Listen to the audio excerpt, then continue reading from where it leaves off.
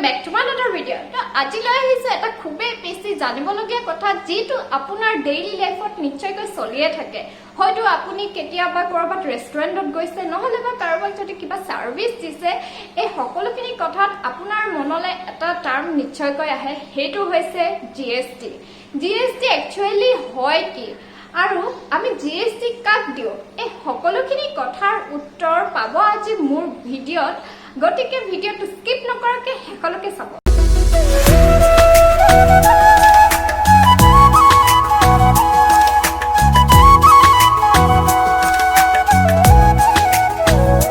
সৰকাৰে পাব্লিকৰ ওয়েলফেয়াৰৰ কাৰণে যেটো পইচা আমাৰ পৰা লৈ আছে তাক আমি নাম দিছো ট্যাক্স এটা ট্যাক্স হৈছে দুটা টাইপৰ এটা হৈছে ডাইৰেক্ট ট্যাক্স আৰু আনটো হৈছে ইনডাইৰেক্ট ট্যাক্স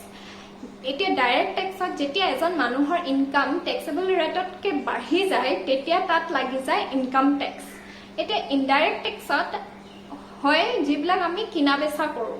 যেতিয়া আমি কিবা এটা বস্তু কিনা বেচা কৰিছো নিজৰ ষ্টেটত হওক বা বেলেগ ষ্টেটত হওক তেতিয়া তাত লাগিব ইনডাইৰেক্ট ট্যাক্স এটা ইনডাইৰেক্ট ট্যাক্সৰ আন্ডাৰত তেনেকে 17টা ট্যাক্স আছে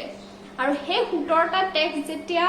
মাৰ্জ কৰি দিয়া হয় এটা কৰি দিয়া হৈছে তাক কয় জিএসটি এতিয়া জিএসটি কথা যেতিয়া আহিলে এতিয়া জিএসটি আমি কত দিব লাগিব জিএসটি আমি তাত দিম যেতিয়া এজন মানুহৰ এনুৱেল ইনকাম 20 লাখতকৈ বেছি হ'ব মানে মানুহজনে 20 লাখতকৈ বেছি যদি বেপাৰ বাণিজ্য কিবা কৰিছে কিনা বেচা কৰিছে তাত লাগি যাব আপোনাৰ জিএসটি নহলে বা যেতিয়া এখন ষ্টেটৰ পৰা আন এখন ষ্টেটলৈ বস্তু কিনা বেচা কৰা হয় তাতো লাগিব জিএসটি নহলে বা যেতিয়া আমি অনলাইনত কিবা এটা বস্তু কিনো তেনেকুৱা ধৰণৰ যেতিয়া জমেটত কিবা এটা বস্তু আপুনি যদি কিনিছে তাতো লাগে আপোনাৰ জিএসটি তো এনেকুৱা ধৰণৰ ক্ষেত্ৰত আপোনাৰ জিএসটি লাগিব পাৰে আপুনি যেতিয়া এখন ৰেষ্টুৰেণ্টলৈ যায় তেতিয়া আপোনাৰ হাতত এখন দীঘলকে বিল থাকে আৰু সেই বিলখনত সৰুকে লিখা থাকে জিএসটিৰ কথা কিন্তু মোৰ নিচিনাকে চাগে আপুনিও ধৰিব নোৱাৰে যে ক'ত কিমান কেনেকে জিএসটি লাগি আছে কিন্তু এতিয়াৰ পৰা আপুনিও গম পাব সেই জিএসটিৰ কথা গতিকে এতিয়া আহিছো মেইন কথালে জিএসটি আমাৰ তিনিটা টাইপৰ আছে এটা হৈছে সিজিএসটি যাক কয় সেন্ট্ৰেল জিএসটি দুই নম্বৰটো হৈছে স্টেট জিএসটি যাক এসজিএসটি বুলি কয় আৰু তিন নম্বৰটো হৈছে আইজিএসটি যাক কয় ইন্টিগ্ৰেটেড জিএসটি এতিয়া জিএসটি যেতিয়া সেম ষ্টেটত লাগে মানে আপুনি নিজৰ ষ্টেটৰ ভিতৰত থাকিয়ে যদি বস্তু এটা জায়গাৰ পৰা আন এটা জায়গালৈ দিছে নিজৰ ষ্টেটৰ ভিতৰতে যদি বস্তু কিনা বেচা কৰিছে তেতিয়া কি হ'ব আপোনাৰ সেন্ট্ৰেল জিএসটি টো লাগিব সিজিএসটি টো লাগিব প্লাস স্টেট জিএসটি টো লাগিব তেতিয়া ধৰক আপুনি 18% জিএসটি টোটাল আপোনাৰ 18% জিএসটি লাগিছে তেতিয়া সেন্ট্ৰেল গভৰ্নমেন্টে আপোনাৰ 9% জিএসটি ল'ব আৰু ষ্টেটৰ তাত যাব আপোনাৰ 9% টোটাল আপোনাৰ হ'ল 18% জিএসটি যেটো টোটাল জিএসটি হৈ যায় এতিয়া যদি আপোনাৰ ডিফাৰেন্ট ষ্টেট হয় তেতিয়া কি হ'ব ডিফাৰেন্ট ষ্টেট হলে আপোনাৰ সেন্ট্ৰেল জিএসটি টো লাগিবই প্লাস আপোনাৰ লাগিব আইজিএসটি এখন ষ্টেটৰ পৰা যদি আপুনি বেলেগ এখন ষ্টেটৰ লগত বেপাৰ বাণিজ্য কৰে বিজনেস কৰিব বিচাৰে বস্তু কিনা বেচা কৰে তেতিয়া তাত আপোনাৰ সেন্ট্ৰেল জিএসটি টো লাগিবই হেতু সেন্ট্ৰেল গভৰ্নমেন্টৰ হয় কিন্তু তাত আপোনাৰ আইজিএসটি টো লাগি যায় এতিয়া আইজিএসটি নো কি হয় হেতু কথা ভালকে বুজিব লাগিব